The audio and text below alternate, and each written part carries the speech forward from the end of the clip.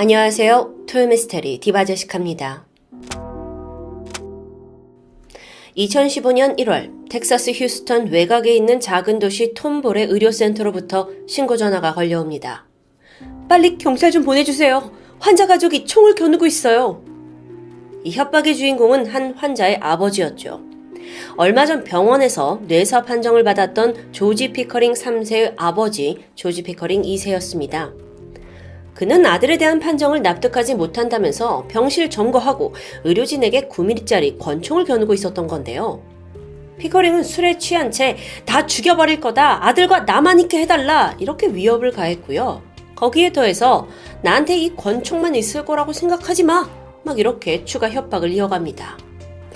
언뜻 보기에는 의료진의 판단을 거부하는 비뚤어진 부정으로 보였죠. 사연을 좀 살펴볼까요? 얼마 전 27살이던 피커링 3세가 중증 뇌졸중으로 쓰러졌고 이 병원으로 옮겨졌습니다. 뇌졸중이란 건 뇌로 연결된 혈관의 일부가 막히거나 또 터져서 뇌가 손상되는 걸 말합니다. 주로 평소에 관련 질환을 앓고 있던 사람이나 중장년층을 중심으로 발병하죠. 피커링은 27살, 아직 젊은 20대예요. 하지만 평소에도 지병이 있었고 또 이전에도 비슷하게 뇌졸중으로 쓰러진 전력도 있습니다. 자, 응급실에 그가 도착을 했어요. 곧이어 응급처치가 이루어졌죠? 하지만 사실상 약물 치료나 수술, 하다못해 시술조차 할 만한 상황이 아니라고 판단이 되었습니다. 그만큼 위급했던 거죠. 결국 그는 얼마 못 가서 뇌사 판정을 받는데요. 헐레벌떡 뛰어온 가족들은 너무도 큰 충격입니다. 아니, 얼마 전에 크리스마스, 뉴이어 파티까지도 다 같이 건강하게 모여서 했는데 갑자기 뇌사 판정, 죽음이라고요? 물론 예전부터 지병이 있긴 했지만 전에도 쓰러졌지만 회복한 전력이 있었거든요. 그래서 이번에도 가족들은 아들이 잘 일어날 거라고 기대했기 때문에 충격이 더 컸던 건데요. 그런데 아들 곁을 지키던 부모가 감정을 추스릴 새도 없이 병원 측이 서류를 들이밀었습니다. 이게 뭐였냐면 뇌사자 처리를 위한 각종 동의서였어요. 약간 서둘러서 절차를 진행하고자 했던 거죠. 어떤 절차였냐면 먼저 연명치료 중단에 동의해달라는 요구입니다. 자, 당시 아들은요, 호흡조차 스스로 할 수 없는 뇌사 상태예요. 그래서 인공호흡기로 겨우 생명을 유지하고 있죠. 이걸 떼면 사실상 사망입니다. 그래서 의료진은 물론 이걸 당장 제거하는 건 아니겠지만 우리가 시간을 가지고 안 된다 싶었을 때는 생명 유지 장치를 제거하겠다, 그러니까 연명치료를 중단하겠다라는 것에 동의해달라고 한 거고요. 또 사실 많은 뇌사자들이 이런 경우 장기를 기증할 수 있게 되거든요. 그래서 관련 단체의 정보를 알려준 그런 서류들이었습니다. 물론 이런 절차는 뇌사자의 가족에겐 좀 힘들지만 반드시 고지가 되어야 하고 또 궁극적으로는 공익을 위한 것이기도 합니다. 뇌사자가 회복할 확률이 거의 없다고 판단된 경우에 이루어지는 절차이기도 하고요. 그런데 순간 아버지 피커링 2세는 뭔가 이상하다고 느꼈습니다. 의료진이 이렇게 판단을 하는 건 존중하지만 아무리 그래도 얼마 전에 실려온 사람이 이렇게 빠르게 뇌사 판정을 받았다는 게 좀 이상했다는 겁니다. 게다가 사실 저번에 쓰러졌을 때도 비슷했는데 결국 치료를 통해서 다시 회복한 적이 있고요. 아버지는 의료진에게 제발 한 번만 더 아들의 상태를 봐달라고 요구했어요. 하지만 의료진들은 이미 우리 선에선 다 끝났다고 거절하게 되는데요. 사실 이런 일들이 종종 발생합니다. 뇌사자의 가족들은 이 판정 사실을 받아들이지 못하고 딱 봤을 때는 환자가 그냥 편안하게 잡는 것 같은 모습이기도 하니까요. 그래서 그들은 희망의 끈을 놓기가 힘든데 그날 의료진은 아드님은 분명 뇌사가 맞고 더 이상 살아날 가망이 없다라는 사실을 재차 강조했었죠. 자, 이쯤 되니 현실을 좀 받아들이셔야 할 텐데 이상하게도 피커링 2세 아버지는 어딘가 찜찜했습니다. 모든 절차가 약간 졸속이라고 해도 될 만큼 빠르게 진행되었다는 점이 일단 이상했어요. 그래서 최소한 서너 시간만이라도 아들의 상태를 좀 지켜봐야 한다고 생각했습니다. 근데 병원에서는 아버님 결정하셨어요? 이런 식으로 빨리 해결을 원하는 듯 했죠. 성급한 자세를 보이는 겁니다. 사랑하는 아들의 목숨이 걸린 단 3-4시간을 어떻게 벌어야 할까? 이때 아버지는 최후의 수단을 떠올렸죠. 그리고 병원을 나와서 집으로 가요. 술 반병을 벌컥 다 들이마시고는 장롱 안쪽에 숨겨뒀던 권총을 들고 병원으로 찾아간 겁니다. 그리고 의료진을 협박했죠. 그가 요구한 건 하나였습니다. 지금 당장 아들이 있는 병실로 자신을 데려가 달라는 요구. 겁먹은 의료진은 일단 그가 해달라는 대로 병실로 데려갔고 이내 신고를 했습니다. 얼마 후 미국 특수경찰부대가 출동을 했고 이 피커링 2세와 대치하게 되죠. 하지만 아버지는 죽어가는 아들 앞에서 아무것도 두려울 게 없습니다. 오히려 내가 지금 이 총 하나만 있는 게 아니다 라면서 협박을 이어갔고요. 그리고 병실에 들어가서 커튼을 쳤어요. 아들과 둘만의 시간을 갖습니다. 딱 봤을 때 아들은 너무도 평온한 표정으로 누워있어요. 그리고 기적이 일어나길 간절히 기도했죠. 딱 3-4시간만 버텨보자. 이후 출동한 특수부대와 피커링 2세 간의 대치는 약 3시간가량 이어졌습니다. 경찰은 병실 안으로 당장 진입하는 건 너무 위험하다고 생각했어요. 그래서 차라리 로봇을 보내서 두 사람이 들어있는 그 커튼을 젖히기로 결정합니다. 시간이 지났고 로봇이 드디어 진입을 해서 커튼을 열게 되죠. 그리고 기다리던 특수경찰들이 창문 밖에서 곧 시야에 들어올 피커링을 향해 총구를 겨누게 되는데요. 그런데 커튼을 열자 보인 광경은 예상을 뒤엎었습니다. 피커링 2세가 순순히 항복하겠다는 겁니다. 이때 이 집의 둘째 아들이 곧장 달려가서 아버지의 총을 먼저 빼앗아요. 그리고 이걸 본 특수경찰 부대가 이제 무기가 제압됐으니까 병실로 바로 진입을 했죠. 근데 이때 아버지가 크게 소리칩니다. 우리 아들 살아있어요! 제발 확인 좀 해주세요! 당시 경찰은 아무도 그의 말을 믿지 않았습니다. 하지만 그는 분명 아들이 뇌사 상태가 아닌 걸 직접 느꼈습니다. 커튼을 치고 있는 사이에 다른 사람들은 보지 못했지만 그 3시간 내내 아들의 손을 잡고 있었다고 해요. 그러더니 어느 순간 아주 희미하지만 아들의 손에 힘이 들어가는 걸 느끼게 된 거죠. 자신의 손을 이렇게 딱 쥐는걸요. 분명 이게 서너 차례 반복되었습니다. 그런데 그러자마자 로봇이 등장해서 커튼 젖혔고 확신이 든 피커링 2세가 순순히 항복을 하게 된 상황. 아들이 살아있으니까요. 상황을 정리했다고 생각한 경찰은 그를 결박했고 바로 체포합니다. 어쨌든 총을 들고 위협을 했으니까 분명한 범죄이기 때문이죠. 하지만 구속이 되는 내내 그의 얼굴에는 후회나 두려움이 보이지 않았습니다. 그가 유일하게 걱정하는 게 있다면 아들이 잘 치료받을 수 있을지 여부였을 겁니다. 아니 그렇다면 이 피커링 3세, 27살 된 아들의 상태는 어떨까요? 그는 뇌사가 아니었습니다. 아버지가 여태 시간을 끈 덕에 재검이 이루어졌고요. 심지어 필요한 치료까지 병행됩니다. 그러자 그가 점점 회복을 해나간 겁니다. 심지어 몇 주 후에는 완전히 건강한 모습으로 퇴원까지 해요. 아니 이게 무슨 말도 안 되는 상황이냐고요. 아버지가 목숨을 건 게 어쩌면 당연하다는 생각이 들 정도죠. 아버지가 없었다면 불가능한 일이었을 테니까요. 한편 피커링 2세 아버지는 구치소로 옮겨졌고요. 자신의 범행을 다 순순히 시인했어요. 그가 협박하면서 주장한 나한테는 또 다른 무기가 있다라는 건 사실 이 특수부대가 왔잖아요. 그에 비해 자신은 권총 한 자루만 갖고 있다는 게 너무 초라해서 거짓말을 했다는 것도 드러납니다. 또한 그는 자신의 범행 동기에 대해 이건 자식을 키우는 부모의 절대적인 의무였다라고 진술하는데요. 죽음 직전까지 뇌사 판정을 받고도 깨어난 환자들의 사례는 피커링 3세 외에도 심심치 않게 보도되고 있습니다. 지난 2018년에 미국 엘라베마주에 살던 13살 소년 트렌트 맥킨리. 그는 친구네 집 앞마당에서 모래를 이렇게 팔 수 있는 어린이용 트레일러를 타고 놀고 있었습니다. 그걸 타다가 갑자기 브레이크를 밟았는데 이 트레일러가 뒤집혀 버려요. 그러면서 맥킨리가 콘크리트 바닥으로 떨어졌죠? 이때 머리를 심하게 다친 겁니다. 그리고 이후 트레일러까지 아이의 머리를 강타하게 되면서 두개골 7군데 골절을 입게 돼요. 정신을 잃은 아이가 병원으로 옮겨졌습니다. 응급수술을 받았지만 이 2번의 수술 중에 4번의 심정지가 왔고 길게는 15분 동안 심장이 완전히 멈추면서 뇌사 상태에 빠지게 돼요. 의료진들은 결국 부모들에게 최악의 경우를 준비하셔야 할 것 같습니다 라면서 혹시나 회복이 되더라도 평생 식물인간 상태로 살아야 한다고 선고하게 되죠. 자, 이렇게 통보를 받은 맥킨리의 부모는 슬픔을 잠시 뒤로하고 이 아들의 장기를 필요로 하는 아이들에게 기증하는 데 동의합니다. 총 5명의 아이들 장기 기증 동의서에 서명을 했고 바로 다음 날 아들의 이 생명 유지 장치를 떼기로 결정했는데요. 그런데 바로 이때 병원에서 급하게 전화가 왔습니다. 어머니, 맥킨리 뇌파가 돌아왔어요. 동공도 반응하고 손과 발도 움직여요. 이게 무슨 일이냐고요. 그렇게 삶을 끝내려고 예정했던 바로 그날 아이는 뇌사에서 기적적으로 깨어났습니다.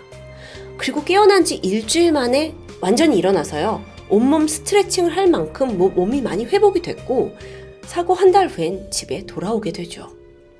물론 여전히 몇 번의 수술과 또 치료가 남았긴 했지만 그건 목숨을 건진 것과는 비교할 수도 없습니다. 여기서 잠깐, 뇌사와 식물인간 상태는 물론 좀 다릅니다. 쉽게 말하면 식물인간 상태는 인간의 대뇌 기능만 정지되고 스스로 호흡이 가능합니다. 그런데 뇌사 상태는 이 뇌 기능이 손상이 돼버렸기 때문에 자발적인 호흡조차 불가능한 상황이에요.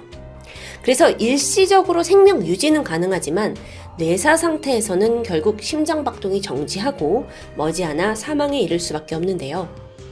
또 뇌사 판정을 받으면요, 연명치료 중단하는 거 가능합니다. 그런데 식물인간 상태에서는 함부로 가족이 힘들다고 한들 치료를 중단하겠다, 호흡기를 떼겠다라는 걸 판단할 수 없게 돼요. 즉 여러분, 뇌사에서 깨어나는 건 정말 전 세계에서도 손꼽을 만큼 기적 같은 희귀한 사건이죠. 한편 19년을 식물인간으로 살다가 어느 날 갑자기 깨어난 아주 미스테리한 사례도 있습니다. 미국 아칸소주에 사는 테리 윌리스.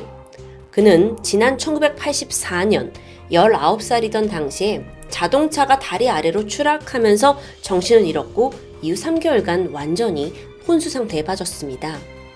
그리고 나서 식물인간 상태가 돼요. 사지가 점점 굳어갔죠. 그는 아주 간혹 눈을 깜빡이거나 또는 하는 약간의 신음을 내는 움직임을 보였지만 그게 아주 미약했고요. 지난 19년간 아예 가족과 떨어져서 재활센터의 침대에 하루 종일 누워서 생활했습니다. 19년간이요. 그러던 2003년 5월, 오랜만에 가족들이 그를 방문한 날이었는데요. 늘 그렇듯 테리 윌리스는 미동도 없이 그냥 멍한 눈으로 누워 있었어요. 근데 정말 기적적이게도 갑자기 입을 뗀 거예요. 엄마. 19년 만에 첫 단어를 들은 가족들이 너무 놀랬죠. 그런데 이게 다가 아니었습니다. 바로 이어서 아이가 콜라, 우유 이런 기본적인 단어들을 말하는 겁니다. 놀란 의료진이 달려왔고 당장 검사를 해보는데요. 정말 말도 안 되게 19년 만에 갑자기 그의 뇌가 조금이지만 자발적으로 신경 조직을 연결해서 스스로 치유하고 있다는 게 밝혀져요. 이게 말이 되냐고요. 여태까지 그냥 말 그대로 멈춰 있다가 갑자기 뇌 조직이 회복되기 시작한 겁니다. 이건 의학계가 발칵 뒤집어질 만한 소식이었습니다. 어쨌든 19년 만에 깨어난 그는 여전히 목 밑으로는 마비 상태였어요. 하지만 좋다 싫다 그 외에 자기의 표현은 충분히 할 수 있었는데요. 여기서 궁금한 점, 그럼 그는 지난 19년을 기억하고 있을까? 아니었습니다. 자기가 병상에 있던 19년은 전혀 기억하지 못했어요. 그리고 아직도 사고가 났던 그날 19살의 윌리스의 기억이 멈춰 있었는데요. 근데 또 기억력은 뛰어나서 19년 전 할머니 집의 전화번호도 틀리지 않고 기억해냈다고 합니다. 의학계에서는 유례없는 이 사건을 통해 이걸 진단 오류다라고 보기보다는 의학적으로 어떻게 이 신경세포가 자발적으로 회복되었는지 반드시 연구해야 할 사례라고 밝혔습니다. 참 신기하죠? 어쩌면 이런 기적이 있기 때문에 뇌사 혹은 식물인간 상태의 가족들이 환자를 쉽게 포기할 수 없는 건 아닐까요? 다시 피커링 가족 이야기로 돌아오면 아버지 피커링 이사는 강력범죄로 기소되었습니다. 하지만 당시의 상황들이 참작이 되면서 금방 집으로 돌아올 수 있었죠. 오히려 아들의 목숨을 위해서 협박을 한 거잖아요. 그게 이제 언론을 통해서 용기 있는 행동으로 평가가 됐고 부자가 단번에 유명인사가 됩니다. 아버지의 재판이 끝나고 나서 아들도 온전히 회복했고 두 사람은 함께 여러 언론사의 인터뷰에 응하기도 했는데요. 그리고 이를 통해서 미국 내 의료 현장의 문제점과 또 가족의 사랑에 대해 역설해 왔습니다. 갑작스럽게 찾아온 삶과 죽음의 애매한 경계라고 볼 수 있는 뇌사 상태 그리고 식물인간. 분명 나와 내 가족이 결코 겪지 않았으면 하는 고통의 순간일 겁니다. 저는 오늘 이 사건을 통해서 단순히 이건 의료진의 오류다라는 걸 지적하려는 건 아닙니다. 기적은 그 누구도 쉽게 설명할 수 없으니까요. 오히려 평소 바쁘고 힘든 삶을 살면서 내 인생, 내 목숨은 과연 소중했는가? 라는 의문을 품은 분들이 있다면 오늘의 스토리가 묵직한 울림이 되었길 바라봅니다. 지금까지 토요미스테리 디바제시카였습니다. 안녕하세요. 금요사건 파일 디바제시카입니다. 경찰 손에 이끌려 나오고 있는 이 남자. 그는 조금 전 경찰 조사에서 이렇게 말했습니다. 저 지금 안 잡혔으면 한날에 한두 명 더 죽였을 것 같아요. 아무렇지도 않게 이런 말을 내뱉고 있는 범인은 25살 김윤철입니다. 그는 평범한 회사원이었습니다. 아주 쾌활한 성격으로 검거 직전까지 컴퓨터 부품회사 영업사원으로 근무를 했고 안정적인 월급에 또 상견례까지 마친 결혼을 약속한 여자친구가 있었어요. 가정에선 부모님께 정성을 다하는 효자들이었고요. 전과요? 청소년 때 도로교통법 위반으로 벌금 20만 원 낸 게 답니다. 겉으로 봤을 때 그 누구도 김윤철이 끔찍한 연쇄살인마라고는 상상조차 하지 못했을 텐데요. 완벽한 이중생활을 했던 거죠. 살인이 시작된 건 2006년 5월 15일. 그날 밤 11시 50분쯤 김윤철은 안양에서 친구와 늦게까지 술을 마시고 귀가하던 중 우연히 22살의 회사원 여성 윤 씨를 마주칩니다. 아주 친절한 얼굴로 밤이 늦었으니까 같은 방향이면 자기가 태워주겠다는 호의를 베풀게 되죠. 이렇게 넉살 좋게 웃고 있는 김윤철의 모습에 윤 씨가 큰 적대감을 느끼지 못했고 안심한 후 차에 올라타는데요. 그건 비극의 서막이었습니다. 잠시 후에 한참을 운전하던 김윤철이 윤 씨 집 방향이 아닌 다른 곳으로 차를 돌립니다. 놀란 그녀가 어디로 가는 거냐고 물으니까 김윤철이 돌변했어요. 그리고 미리 준비한 흉기를 꺼내 들어서 위협한 후 한적한 곳에 차를 세우고는 그녀를 겁탈합니다. 이후에 공포에 떨고 있는 윤 씨에게서 소지품과 신용카드를 빼앗았고요. 비밀번호까지 알아냅니다. 그런데 이때 김윤철의 머릿속을 스치는 생각이 있었어요. 아이씨, 내 얼굴 봤네. 그는 갑자기 윤 씨의 속옷을 그녀의 입에 물려서 소리를 지르지 못하게 만들고 차에 싣고 있던 나일론 끈으로 그녀를 결박합니다. 또한 준비해둔 포장용 테이프로 얼굴을 수십 차례 감아서 윤 씨를 질식사시켰죠. 그녀는 비명조차 제대로 질러보지 못한 채 죽음을 맞이하고 말았습니다. 이렇게 납치부터 살해까지 걸린 시간이 불과 2시간도 채 안 돼요. 사실 윤 씨는 위협을 당한 직후부터 자신의 남자친구와 112에 여러 번 전화를 시도했었습니다. 짧게는 3초부터 길게는 10초 정도 신호가 울렸지만 안타깝게도 제때 도움을 받진 못했죠. 한편 김윤철은 시신을 유기할 장소를 물색하기 시작합니다. 그러면서 군포 시내를 1시간 동안 배회했어요. 그러다 결국 눈에 띄지 않는 금정역 뒤에 있는 역과 도로의 담 틈새를 찾아냈고요. 윤 씨의 시신을 그곳에 유기하게 되죠. 첫 살인 후 이틀 만인 5월 17일 김윤철은 윤 씨의 신용카드로 13번에 걸쳐 현금 284만 원을 찾아냅니다. 그중 100만 원은 여자친구에게 선심 쓰듯 줬고요. 70만 원은 자기 차 할부금으로 사용했어요. 돈을 찾을 때 일부러 유동인구가 많은 3번역 내에 있는 현금 인출기를 이용했는데 여기에 있는 CCTV가 실제로는 촬영이 되지 않는 가짜인 걸 미리 알고 여길 택했던 겁니다. 추후에 경찰이 인출 기록 보고 CCTV 확보했지만 얼굴은 찍혀있지 않았죠. 그렇게 윤 씨가 살해된 지 5일이 지난 5월 20일 새벽 김윤철은 시신이 있던 그 금정역 뒤편 담으로 다시 찾아왔습니다. 그리고 아예 깨끗하게 시체를 훼손할 목적으로 불을 지른 것으로 추정돼요.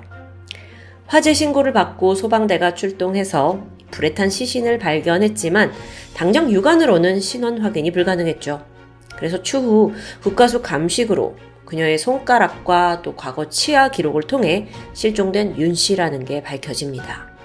한편 다시 평범한 일상으로 돌아간 김윤철은 살인을 저지른 바로 다음 날 어젯밤 죽은 윤 씨에게서 빼앗은 카메라를 가지고 자신의 여자친구와 민속촌 데이트를 갑니다. 거기서 그 카메라로 열심히 여자친구 찍어줬고요. 또 다시 그 카메라를 회사로 가져가더니 자랑하듯 동료들에게 보여줬어요. 찰칵찰칵 동료들 찍어주고 심지어 자기 셀카도 찍어댔고요. 살인을 하고 바로 다음날 데이트에 또 출근까지. 2006년 6월 9일 밤 11시 30분입니다. 김윤철은 차를 끌고 또다시 거리로 나왔습니다. 삼본역 근처에서 타겟을 물색하던 중이에요. 그러다가 앳돼 보이는 20살 대학생 여성 김 씨를 발견합니다. 그녀에게 다가가서 학생 늦었는데 집에 데려다 줄게요. 같은 수법으로 유인했죠. 차에 탄 김 씨는 자신의 남자친구 이야기, 학교 생활 이야기, 소소한 수다를 떨었다는데요. 그 시간이 무려 1시간 40분이나 지속됐다고 합니다. 그때 한편 친구와 통화를 하기도 했어요. 나 집에 가는 중이야 라고만 말했죠. 그런데 얼마 후 김윤철이 본색을 드러냅니다. 그녀의 신체를 더듬기 시작한 거예요. 겁먹은 이 여학생이 급하게 차에서 내리려고 했죠. 그러자 김윤철은 그녀를 흉기로 위협했고 잠시 후 20살 김 씨 또한 앞서 윤 씨와 같은 방법으로 잔혹하게 살해됩니다. 얼굴을 봤다는 이유에서였어요. 추후 경찰 조사에서 김윤철은 그때 김 씨는 신용카드를 가지고 있지 않았고 현금도 10,000원밖에 없었다. 그리고 끝내 성폭행만은 안 된다고 강하게 저항해서 나도 포기했다 라고 진술했거든요.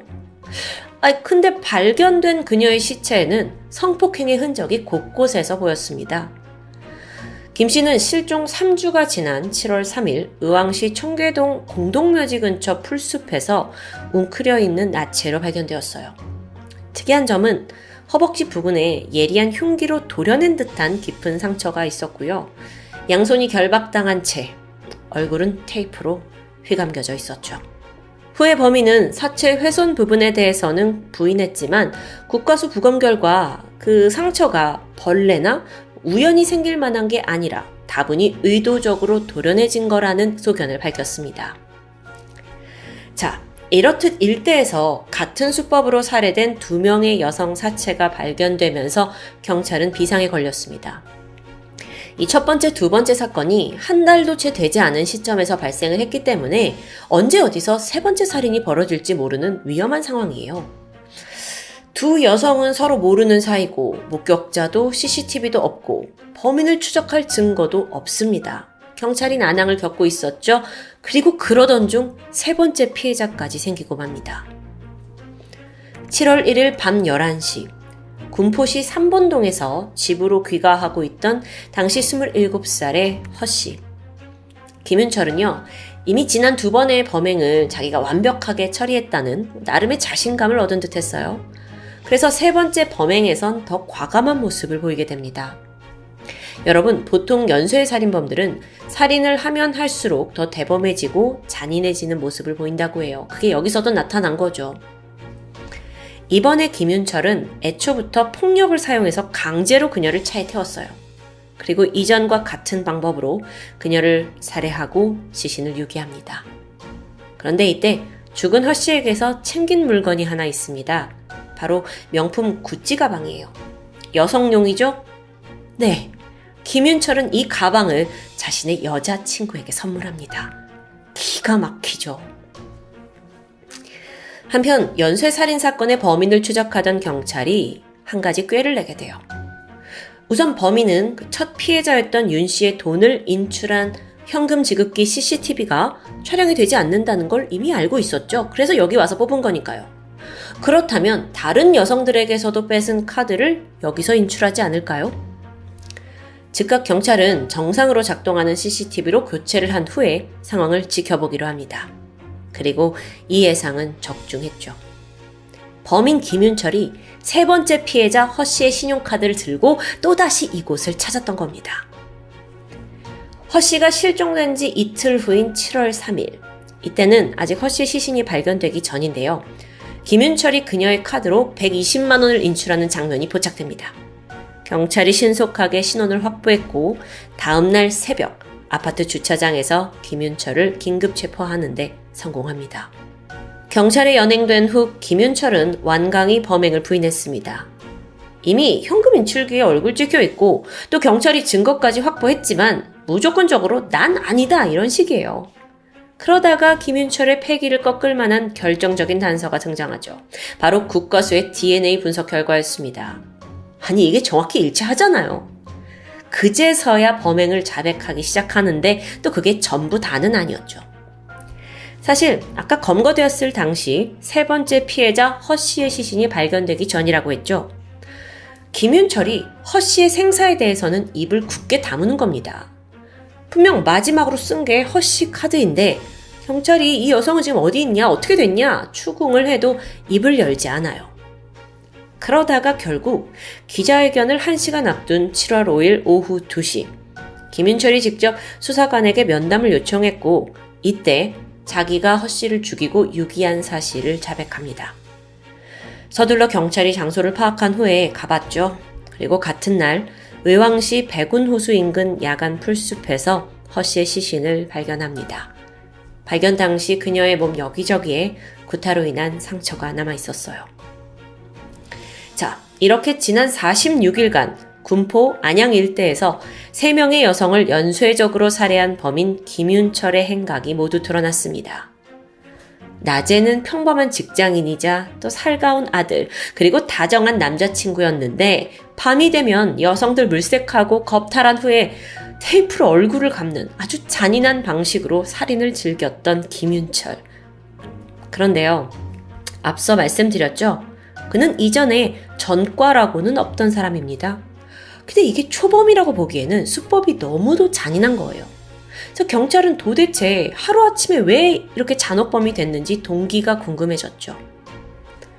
김윤철에 따르면 카드빚 1,000만 원이 있는데 그걸 해결하기 위해 범행을 저질렀다고 말해요. 과연 그럴까요?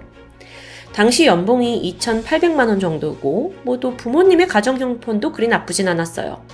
범행 수개월 전에 아버지 명의로 차량을 구입하기도 했고요. 김윤철이 말하길 이 차의 할부금과 또 일부 카드빚으로 인해서 매달 160만 원 정도를 지출하다 보니 돈이 부족했다고 말합니다.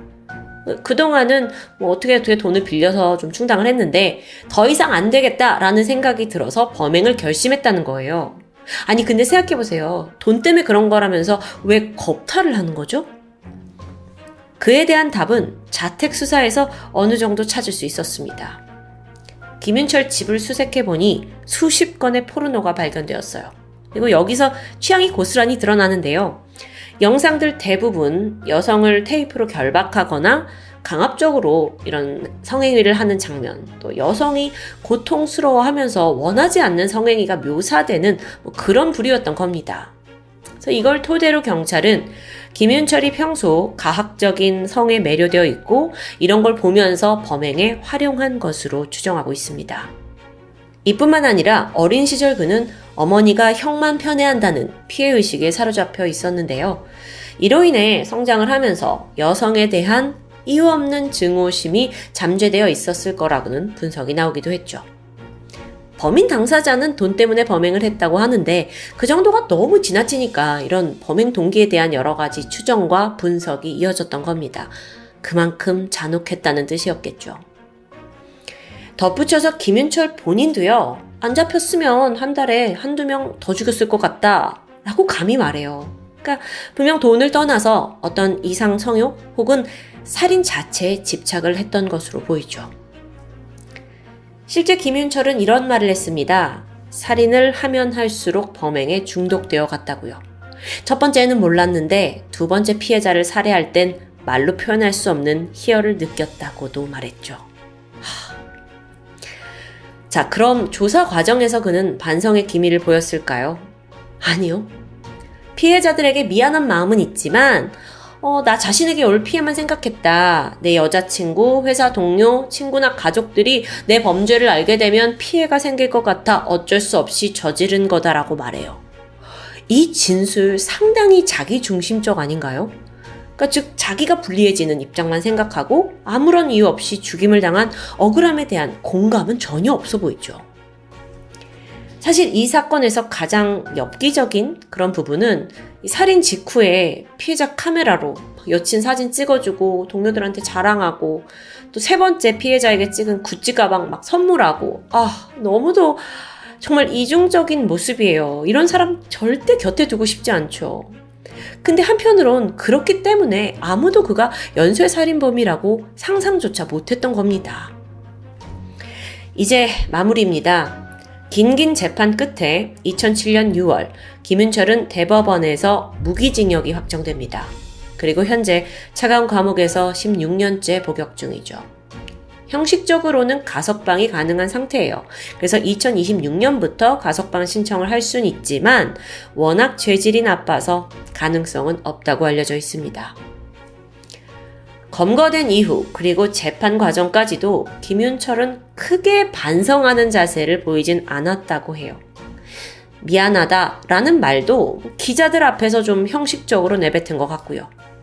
아무리 평생을 감옥에 갇혀있다 한들 자신이 살해한 3명의 여성이 그때 죽는 순간 느꼈던 그 공포와 두려움을 김윤철이 과연 공감할 수 있을까요?